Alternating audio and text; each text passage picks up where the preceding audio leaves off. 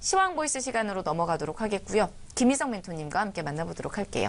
멘토님 안녕하십니까? 네, 안녕하세요. 네, 시장이 약간은 좀 탄력이 떨어지고 있어요. 네, 지금 오늘 장 같은 경우에 있어서 이제 좀 보합권에서 출발을 한 모습을 보이고 있는데, 일단 오늘 시장에 앞서서 이제 우리 새벽에 이제 두 가지의 큰 이슈가 있었습니다.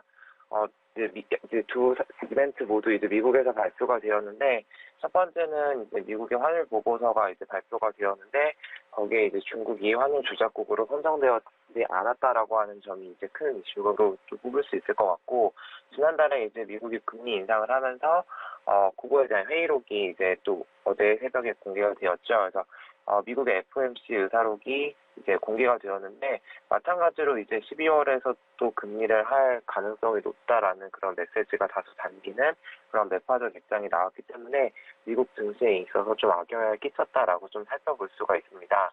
그래서 이제 미국 증시 같은 경우에 있어서도 이제 굉장히 큰 폭으로 하락을 했기 때문에 다시 좀 상승할 만한 그런 좀 모습들이 보이지 않았을까. 그리고 미국의 상승과 더불어서 좀 코스피도 탄력을 받았으면 좋겠다라는 그런 기대가 있었지만, 이제 미국의 이제 금리 인상과 동시에 이제 미국의 다우산업지수와 S&P 지수 등은 이제 좀 하락하는 그런 모습들을 좀 보였습니다.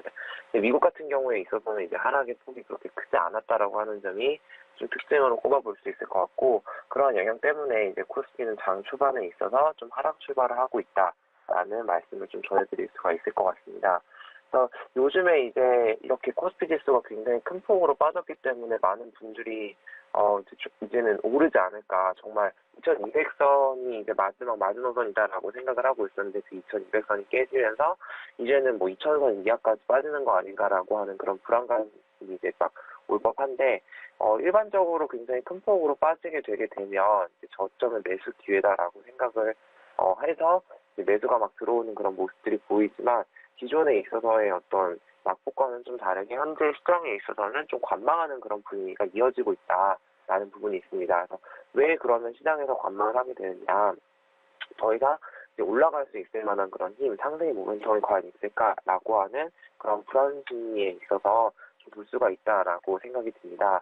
현재 이제 환율이나 금리나 유가나 모두 다 이제 고환율, 고금리, 고유가 이 세 가지가 모두 우리 증시에 있어서 좀 악영향을 미치고 있는 부분인데요. 제가 화요일 방송에서도 말씀드렸던 것처럼 현재 우리 코스피 지수 같은 경우에 있어서 2008년도에 이제 리먼 브라더스 사태라던가, 그리고 2015년에 중국의 외환위기 가능성이 부각되었을 때도 조정을 받았었는데, 실제로 살펴보면 이제 그때 후행 기준, 12월 후행 기준을 봤을 때 이제 당시에 1배를 좀 밑돌았던 0.9배와 1배 사이를 좀 못돌았고, 미래가치 같은 경우도 이제 PBR이 0.9배였는데 현재 주식시장은 이것보다도 더 떨어진 후행 기준을 기점으로 봤을 때 0.9배, 그리고 12월 선행 기준으로 봤을 때도 0.85배를 이제 좀 기록을 하고 있기 때문에 굉장히 주가가 많이 빠져 있는 그런 상태다라는 것을 볼 수가 있습니다. 화면을 보시면 이제 제가 어제에 있어서 이제 투자자별 매매 현황을 좀 준비를 해봤는데요. 요즘 장의 이제 특징 같은 경우에 있어서도 외국인과 기관 같은 경우도 롱 포지션을 유지하는 것보다 이제 어느 정도 좀 불안감이 내재되어져 있는 부분들이 있기 때문에 장 초반에 있어서 외국인이 순매수를 하는 그런 모습들을 좀 볼 수가 있지만, 이제 오후에 이제 보시면 1시 반쯤부터는 다시 한번 매도세로 좀 돌아가는 그런 모습들을 좀 살펴볼 수가 있으면서 계속 이제 샀다 팔았다 어느 정도 이제 그런 부분들을 좀 이어나간다라고 하는 부분들을 좀 살펴볼 수가 있을 것 같습니다. 그래서 시장에 있어서 현재 이 장을 좀 대응하는 자세는 어느 정도 관망을 하는 그런 필요가 있고, 또 종목별로 있어서 이제 오늘 같은 경우에 있어서는 좀 하락표를 켜고 있는 종목들이 좀 다소 있지만, 어제 같은 경우에 있어서는 전반적으로 좀 상승하는 흐름을 보여줬었거든요. 그래서 상승을 할 때는 내가 가지고 있는 그 종목들에 있어서 어느 정도의 이제 분량을 좀 매도하는 그런 모습들을 좀 취하셨으면 좋을 것 같다라는 조언을 좀 드리겠습니다. 지금처럼 이제 코스피가 왜 이렇게 많이 빠졌냐, 막 하루에 100포인트 가까이가 빠지고 이런 부분들에 있어서 살펴보면 이제 외국인의 자금이 좀 많이 빠져나갔다라고 볼 수가 있을 것 같은데요. 지난 한 달 동안에 거의 4천억 원 이상의 이제 그 금액이 빠져나가면서 이제 증시가 더 크게 폭락한 것으로 이제 볼 수가 있습니다. 그렇다고 한다면 외국인의 자본이 빠져나가는 이유를 좀 생각을 해보면 미국의 국채금리가 올라가고 그리고 달러 가치가 상승하고 이제 유가가 올라가는 그런 모습들을 좀 살펴볼 수가 있다라고 볼 수가 있습니다. 그래서 이제 미국 국채금리 같은 경우에 이제 화면에 보시는 것처럼 3.15%를 이제 띄고 있는데 3.2%대에서 이제 살짝 하락한 그런 모습을 띄고 있지만 사실상 4%를 넘었기 때문에 우리 국내 증시에 있어서는 크게 좋은 역할을 하지는 못하고 있다. 그래서 우리 증시가 좀 올라가기 위해서는 미국 10년 국채 이제 채권 수익률이 좀 떨어지는 것이 좀 좋다라고 이제 볼 수가 있을 것 같습니다. 그리고 이제 달러의 흐름까지도 있어서 이제 여전히 불안 요소인데요.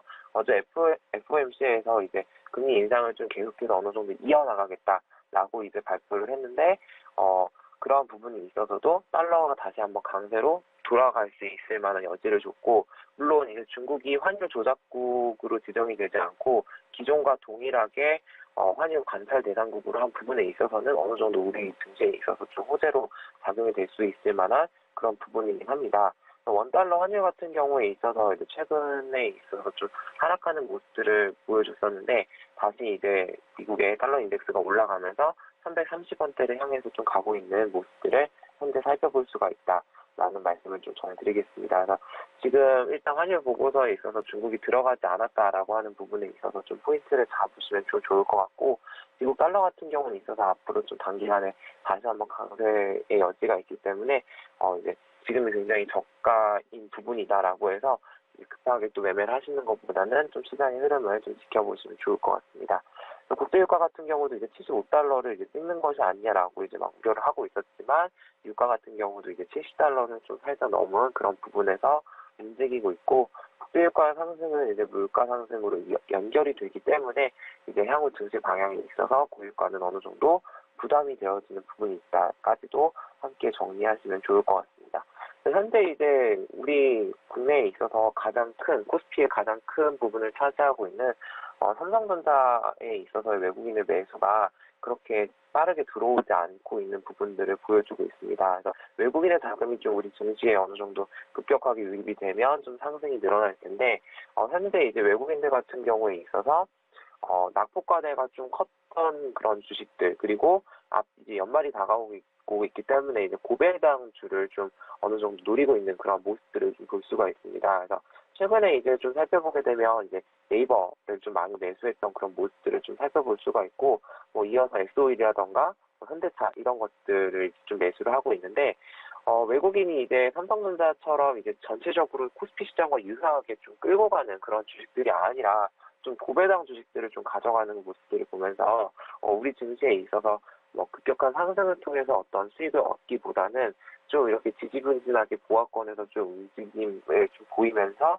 연말에 좀 고배당을 좀 어느 정도 얻어가려고 하는 그런 모습들을 좀 보이고 있다라고 하는 부분들을 좀 생각을 하시면서 매매 계획들을 좀 잡으시면 좀 좋을 것 같다라는 말씀을 전해드리겠습니다. 한 가지는 이제 오늘 이제 한국은행에서 금융통화위원회에서 이제 내년 금리 인상의 여부들 혹은 내년 성장률에 대해서도 이제 발표를 할 텐데, 최근에 IMF 같은 경우에 있어서는 한국 경제의 성장 전망치를 2.8% 그리고 내년에 전체적인 경제 전망치를 좀 낮춘 부분들이 있었습니다. 그래서 오늘 한국은행에서도 내년 성장률의 어떤 전망치를 하향 조정할 여지가 있기 때문에 우리 증시에 있어서는 좀 악영향으로 작용을 할 수 있다라고 하는 부분들까지 정리를 해드리도록 하겠습니다. 자, 그렇다면 이번에 집중해 볼 만한 우량주가 있을까요? 네, 오늘 수익산맥 대원분들께 이제 소개해드릴 종목 같은 경우는 이제 GS건설입니다. GS건설 같은 경우에 있어서 이제 4월 달부터 굉장히 큰 폭으로 상승을 했었던 모습들을 좀 살펴볼 수가 있고, 또 더군다나 이제 10월 초에 있어서는 신고가를 좀 경신하는 그런 모습들을 좀 보이고 있는 주식인데, 남북 경협주에 있어서 어느 정도 좀 우리가 많은 관심을 좀 기울였다라고 한다면 이 주식이 가지고 있는 그런 실적 부분이라던가 그런 부분도 함께 주목하셔가지고 이제 분할 매수와 분할 매도를 통해서 좀 어느 정도 수익권에 이제 도달하셨으면 좋겠다라는 말씀으로 정리해드리고, 기존에 있어서 이제 해외 플랜트 산업이 좀 어느 정도 적자를 계속 기록을 해왔었습니다. 그래서 GS건설 같은 경우에 있어서 작년에 있어서 좀 영업이익이 마이너스 난 부분들이 좀 있었는데 최근 들어서 이제 해외 플랜트가 흑자로 전환을 하게 되고 그리고 우리나라 주택 사업이 어느 정도 부동산세가 올라가면서 호조를 좀 보임에 있어서 이제 지난 분기에 비해서 올해 이제 영업이익이 거의 3배 가까이가 좀 늘었던 모습, 그리고 2,100억 원대를 좀 유지하고 있는 그런 모습들을 좀 보이고 있습니다. 그래서 3, 4분기 때 우리 국내에서 이제 GS건설이 준공한 물량이 거의 1만 가구가 좀 넘게 이제 그런 규모들을 좀 찍고 있는데 어느 정도 실적이 좀 뒷받침되어져 있는 종목이고 전체적으로 이제 국내 증시가 좀 안 좋은 모습들을 보여주고 있지만 지금 베트남 신도시 개발 사업을 하는 등 어느 정도 이제 해외에서도 많은 돈을 좀 가져오는 수익을 낼 수 있는 그러한 모멘텀이 좀 작용했기 때문에 좀 관심을 가지면서 포트폴리오의 한 섹터로 구성해 보시면 좋을 것 같다라는 말씀 전해드리겠습니다. 네, 이렇게 해서 전반적인 시장의 흐름 체크해봤고요. 주력해볼 만한 투자 포인트들도 정리해봤습니다. 시황보이스 시간이었고요. 김희성 멘토님과 함께했습니다. 오늘 말씀 고맙습니다. 네, 감사합니다.